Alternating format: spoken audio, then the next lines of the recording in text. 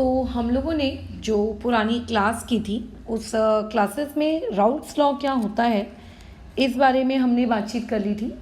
खैर अब उसके आगे से हम लोग कंटिन्यू करते हैं।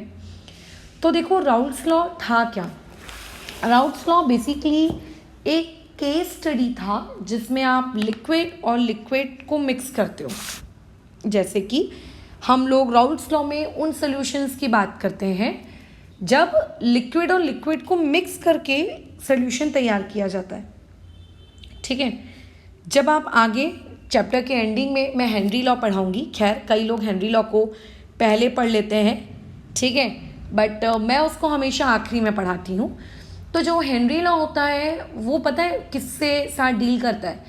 वो डील करता है गैस इन लिक्विड के साथ, यानी कि जब गैस को लिक्विड के अंदर डिसॉल्व किया जाता है, यानी कि गैस प्लस लिक्विड के कॉम्बिनेशन को हम लोग हेनरी लॉ से पढ़ते हैं।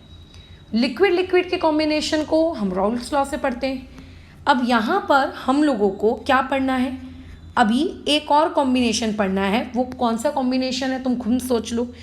अगर आपने लिक्विड प्लस लिक्विड किया तो वो राउल्ट्स लॉ कहला रहा है। अगर आपने गैस प्लस लिक्विड किया तो वो आपका हेनरी लॉ कहला रहा है। अब तुम खुद सोचो कि तीसरा कॉम्बिनेशन क्या होगा। जो तीसरा कॉम्बिनेशन होता है दैट तीसरा combination is solid plus liquid, और उसको बेसिकली हम लोग कहते हैं सीपी। सीपी यानी का मतलब आज की हम लोगों की हेडिंग, जिसका मतलब है कोलोगेटिव प्रॉपर्टीज। ठीक है, जिसका मतलब क्या है? कोलोगेटिव प्रॉपर्टीज। सीपी कोलोगेटिव प्रॉपर्टीज, ये हमको पढ़ना है। यानी कि कब कौन सा कंसेप्ट लगाया जा रहा है ये आपको पता होना चाहिए। ठीक है, राउल्ट्स लॉ कब लगाना है, हेनरी लॉ कब लगाना है, कोलोगेटिव प्रॉपर्टीज कब लगानी है, ये आपको मोटा मोटी तौर पे पता होना चाहिए था। ठीक है, चलो आगे कंटिन्यू करते हैं। अब बात ऐसी है कि ये जो कंसेप्ट है आप लोगों का कोलोगेटिव प्रॉपर्टीज, आज जो हम इसको पढ़ने वाले हैं, क्या ये राउल्ट्स लॉ के जैसा छोटा सा टॉपिक रहेगा क्या? जैसे हमने सिर्फ एक छोटा सा लॉ डिराइव किया और हमने कहा कि अरे वाह हम लोगों का ख़त्म हो गया राउल्ट्स लॉ, बस थोड़ा आइडियल नॉन आइडियल पढ़ा, ठीक है, बस ख़त्म हो गया राउल्ट्स लॉ। लेकिन क्या कोलोगेटिव प्रॉपर्टीज़ भी राउल्ट्स लॉ के जैसे छोटा सा पार्ट है क्या? नहीं, ये राउल्ट से थोड़ा सा बड़ा है। थोड़ा नहीं बल्कि खैर मैं ये कहूँगी बहुत बड़ा पार्ट है। इस कोलोगेटिव प्रॉपर्टीज़ के अंतर्गत आपको 4 प्रॉपर्टीज़ डिस्कस करनी है। ठीक है, इनमें आपको क्या करनी है? 4 प्रॉपर्टीज़ डिस्कस करनी है। एक को हम लोग कहते हैं आप लोगों का लोअरिंग और वेपर प्रेशर। ठीक है, हम लोग क्या करेंगे इस कोलोगेटिव प्रॉपर्टीज़ के अंतर्गत टोटल 4 प्रॉपर्टीज़ डिस्कस करेंगे। उनमें से एक को कहते हैं लोअरिंग और वेपर प्रेशर। जैसा उसका नाम है, तुम्हें नाम से ही समझ में आ रहा होगा इस प्रॉपर्टी का मीनिंग, है ना। अगर मैं कह रही हूँ लोअरिंग ऑफ वेपर प्रेशर, इसका मतलब क्या कि पहले जितना वेपर प्रेशर हुआ करता था उससे कम। ठीक है, उससे क्या है? कम।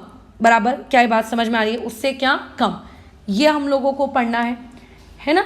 अच्छा, दूसरी चीज़ जो हम लोगों को पढ़नी होती है वो ये पढ़नी होती है आप लोगों का एलिवेशन इन बॉइलिंग पॉइंट। अब जो एलिवेशन का मतलब होता है उसका मतलब होता है इंक्रीज, वो भी इंक्रीज किस में? बॉइलिंग पॉइंट में इंक्रीज। तो ये हमको पढ़ना है, ये भी एक कोलोगेटिव प्रॉपर्टी है। तीसरी चीज़ जो हम लोगों को यहाँ पढ़नी होती है वो होता है depression in freezing point. Depression का मतलब होता है कम, ठीक है, यानी कि फ्रीजिंग पॉइंट में कम हो गया। और एक चौथी आप कोलोगेटिव प्रॉपर्टी पढ़ते हो जिसको हम लोग पाई सिंबल से इंडिकेट करते हैं। ठीक है, इसका नाम होता है आप लोगों का ऑस्मोटिक प्रेशर। ठीक है, यहाँ पे हम लोग एक नया प्रेशर हमारी लाइफ में इंट्रोड्यूस करेंगे, ऑस्मोटिक प्रेशर। कई लोगों ने ये जो टर्म है ऑस्मोटिक प्रेशर इससे पहले भी पढ़ी होगी 9th क्लास 10th क्लास की बायोलॉजी सब्जेक्ट में। तो खैर उन लोगों के लिए तो ये नई चीज़ नहीं है, बट स्टिल अगर किसी ने ये ऑस्मोटिक प्रेशर वाला टर्म 9th-10th के बायोलॉजी में नहीं पढ़ा है तो हम उसको भी केमिस्ट्री में पढ़ेंगे। ठीक है, सिंबल्स की अगर थोड़ी सी बात कर लूँ तो जो आप मैथ्स की क्लास में जो आप पाई जो सिंबल आप यूज़ करते हो, जैसे अगर कुछ ज्योमेट्री वाला काम कर रहे हो, है ना, जैसे एरिया वॉल्यूम टाइप के कुछ काम अगर आप कर रहे हो तो वहाँ पाई का मतलब 3.14 हो जाता है। ट्रिग्नोमेट्री अगर मैथ्स की पढ़ते हो तो पाई का मतलब 180 हो जाता है। तो वैसे ही केमिस्ट्री में पाई का मतलब होता है ऑस्मोटिक प्रेशर। ठीक है। अच्छा, डिप्रेशन इन फ्रीजिंग पॉइंट का जो सिंबल होता है वो हम लोगों का यहाँ रहेगा delta T F. Elevation in boiling point का सिंबल यहाँ पे हम लोगों के पास क्या रहेगा, that will be delta T B. ठीक है, ये हो गए हम लोगों के पास कितनी कोलोगेटिव प्रॉपर्टीज, 3 कोलोगेटिव प्रॉपर्टीज हो गई बराबर। अच्छा, और उसके अलावा और कौन सी कोलोगेटिव प्रॉपर्टी है, पहली वाली देखो क्या नाम बताया है उसका मैंने, पहली वाली का लोअरिंग ऑफ वेपर प्रेशर। तो देखो लोअरिंग ऑफ वेपर प्रेशर को सिंपल हम इसी सिंबल से इंडिकेट करेंगे डेल्टा पी। ठीक है, किस सिंबल से इंडिकेट करेंगे इसको, डेल्टा पी। ठीक है, तो ये टोटल 4 कोलोगेटिव प्रॉपर्टीज है। ये आप लोगों की टोटल कितनी कोलोगेटिव प्रॉपर्टीज है, 4 कोलोगेटिव प्रॉपर्टीज है, जो हम लोगों को इस पर्टिकुलर चैप्टर में बहुत ही ज़्यादा डिटेल में पढ़ना है। ठीक है, ये हम लोगों को बहुत ही ज़्यादा डिटेल में पढ़ना है। फिर खैर मैं तो फिलहाल इंट्रोडक्शन दे रही थी। अब बात ये आती है कि मैम ये कोलोगेटिव प्रॉपर्टीज़ क्या है इनका अलग से मतलब आपने नाम क्यों दिया है कोलोगेटिव प्रॉपर्टीज़। तो देखो, जब आपने थर्मोडायनेमिक्स पढ़ा तो वहाँ पे 2 टर्म इंट्रोड्यूस हुई थी, इंटेंसिव एक्सटेंसिव, याद आ रहा है, हाँ है ना। अच्छा ठीक है, वैसे ही यहाँ पे अभी एक तीसरी टर्म इंट्रोड्यूस हुई है, वो है कोलोगेटिव प्रॉपर्टीज़। अब ये कोलोगेटिव प्रॉपर्टीज़ क्या होता है इसको हम समझते हैं, बट इसको समझने से पहले इस पर्टिकुलर कंसेप्ट की एक लिमिटेशन है, वो लिमिटेशन आपको पता होनी चाहिए। ठीक है, इस पर्टिकुलर कंसेप्ट की क्या है, एक लिमिटेशन है, ये लिमिटेशन ठीक है आप लोगों को पता होनी चाहिए। क्या होती है लिमिटेशन, इस लिमिटेशन का मतलब है कि जब आप ये कंसेप्ट लगा रहे हो ना कोलोगेटिव प्रॉपर्टीज़ का, ठीक है, आप ये जो कंसेप्ट लगा रहे हो कोलोगेटिव प्रॉपर्टीज़ का, ये कंसेप्ट उन्हीं सॉल्यूशंस के लिए एप्लीकेबल है। अच्छा, दूसरी मेरी एक बात और ध्यान से सुनना, कोलोगेटिव प्रॉपर्टीज इज एप्लीकेबल फॉर दो सॉल्यूशंस, इज एप्लीकेबल फॉर दो सॉल्यूशंस विच आर डाइल्यूट। ठीक है, यानी कि डाइल्यूट वाले लोगों के लिए ये एप्लीकेबल होता है। अब डाइल्यूट और कंसनट्रेटेड, इसका मतलब तो आप लोगों को खैर छोटी क्लासेस से सिखाया जाता है, और नहीं भी सिखाया गया है तो भी तुम लोगों को ये चीज़ पता होनी चाहिए इलेक्ट्रोकेमिस्ट्री में। ठीक है, डाइल्यूट का मतलब क्या होता है, कंसनट्रेटेड का मतलब क्या होता है ना, तो ये हमको पता है। तो ये जो आप लोगों का कंसेप्ट है कोलोगेटिव प्रॉपर्टीज़ का, ये तभी एप्लीकेबल होता है जब हमारे पास सिस्टम कैसा हो, डाइल्यूट।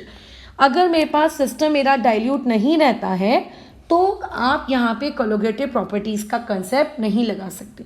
खैर, अब ये तो बातचीत हो गई कि कोलोगेटिव प्रॉपर्टीज़ के कितने टाइप्स हैं, कब पढ़ना है, क्या पढ़ना है। अब हम लोगों को ये देखना है कि आखिर ये कोलोगेटिव प्रॉपर्टीज़ नामक ये बला आखिर है क्या, किस चीज़ को आप कोलोगेटिव प्रॉपर्टीज़ कहोगे। तो बहुत ही सिंपल लैंग्वेज में, ठीक है, हम लोग इसको समझने की कोशिश करते हैं। जैसे मान के चलिए आपके पास ये एक बीकर है, इस बीकर में आपने मान के चलो 1 लीटर पानी भर के रखा है, 1 लीटर वाटर। अब आपके पास मान के चलिए एक दूसरा बीकर भी है, उस दूसरे बीकर के अंदर भी आपने क्या करके रखा है, 1 लीटर वाटर को भर के रखा है। ठीक है, दूसरा बीकर भी है।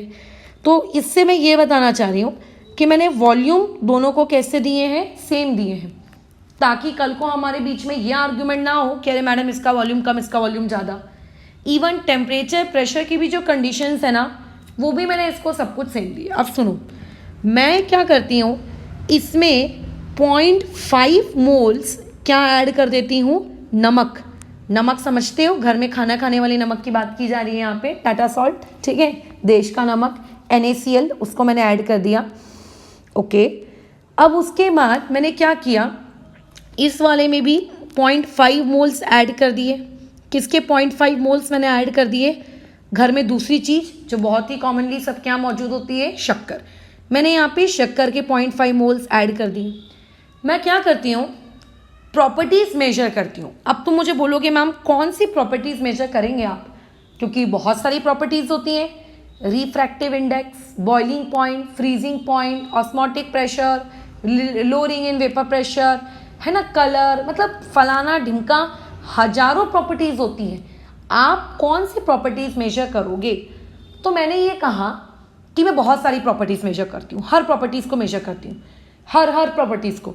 तो मैं ये देखती हूँ इतनी हजारों करोड़ों प्रॉपर्टीज़ में से कुछ प्रॉपर्टीज़ ऐसी थी जो 0.5 मोल्स NaCl के लिए भी सेम आई, और वही सेम प्रॉपर्टी 0.5 मोल शुगर के लिए भी सेम आई। शुगर के बदले अगर मैं अल्कोहल भी डाल देती, नॉट अल्कोहल, शुगर के बदले चाय पत्ती भी डाल देती, मिर्ची भी डाल देती, उनके लिए भी सेम आ रही है। इसका मतलब मैं देख रही हूँ कि वो पर्टिकुलर प्रॉपर्टी, ठीक है, क्या आ रही है दोनों केसेस के लिए या तीनों केसेस के लिए, बोलिए कैसी आ रही है?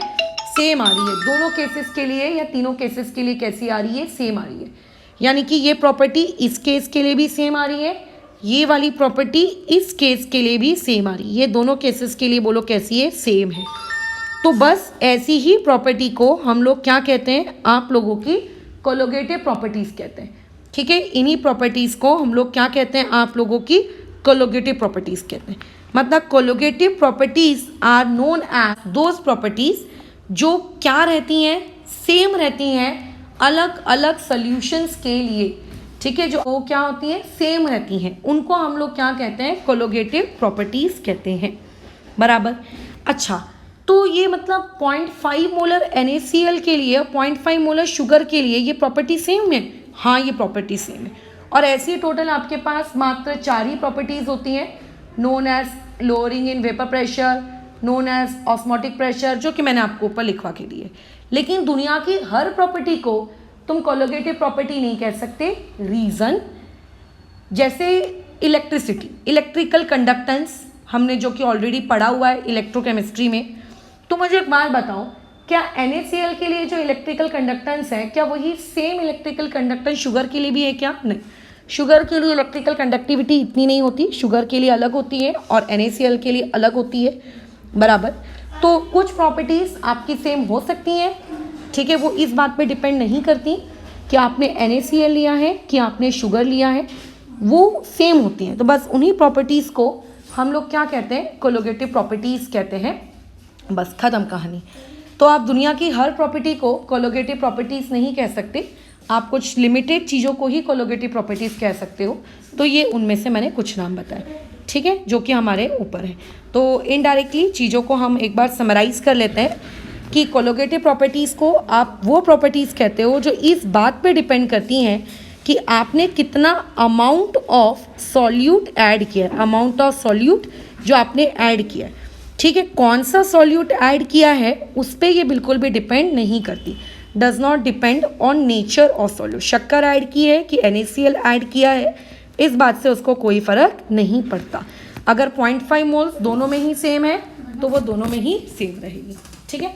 खैर, इस चीज़ को अभी यहाँ रोकते हैं, कल इसके आगे यहीं से कंटिन्यू करेंगे, एक एक कोलोगेटिव प्रॉपर्टीज़ को पढ़ते हुए।